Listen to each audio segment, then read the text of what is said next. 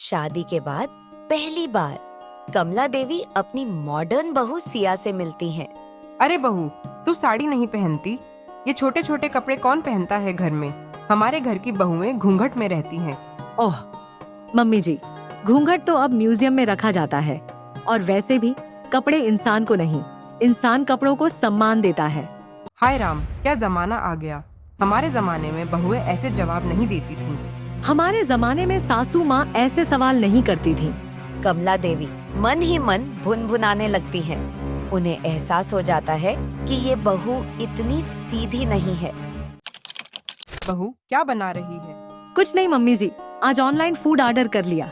खाना बनाने से अच्छा है टाइम सेव करना।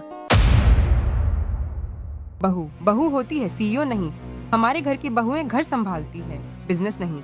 अच्छा मम्मी जी, आप ही बताइए, जब इतना पैसा हो तो बिजनेस क्यों ना करें? सारा पैसा मेरा है, मेरे बिना ये घर नहीं चल सकता।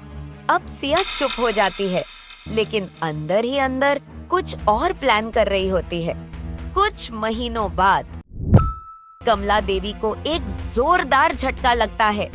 उनके बैंक अकाउंट में पैसे नहीं हैं। उनके सभी बिजनेस शेयर ट्रांसफर हो चुके हैं। ये कैसे हो सकता है? मेरा सारा पैसा कहाँ गया? ओ मम्मी जी, आपको याद है आपने कहा था कि ये सारा पैसा आपका है? अब ये सब मेरा है। ये तूने क्या किया बहू? मैंने कुछ गलत नहीं किया। मैंने आपके अकाउंट्स को मैनेज करने की जिम्मेदारी ली थी और आपने खुद मुझे साइन करने की पावर दे दी थी। बिजनेस मैंने संभाला, प्रॉफिट मैंने बढ़ाया और अब मालिक भी मैं ही हूँ। कमला देवी ये सब सुनकर बोलती हैं। बहू, मैंने तुझसे यह उम्मीद नहीं की थी, लेकिन मैं भूल गई थी। बहू तो बहू होती है और बहू कभी अपनी नहीं होती। तभी सिया का पति रवि वहाँ आ जाता है। क्या हुआ माँ? क्या हुआ सिया? तुम दोनों ऐसे क्यों लड़ रही हो? कमला देवी कहती हैं, बेटा, बहू ने मेरी सारी संपत्ति और पैसे अपने नाम पर लिखवा लिए हैं। रवि जवाब देता है। तो इसमें क्या है माँ? एक दिन तो यह सारी संपत्ति तुम मुझे ही देने वाली थी। लेकिन बेटा, बस बहुत हो गया। अब मैं सिर्फ एक ही बात बोलूंगी। रवि, आज इस घर में हम दोनों में से सिर्फ एक रहेगा, मैं या यह बुढ़िया।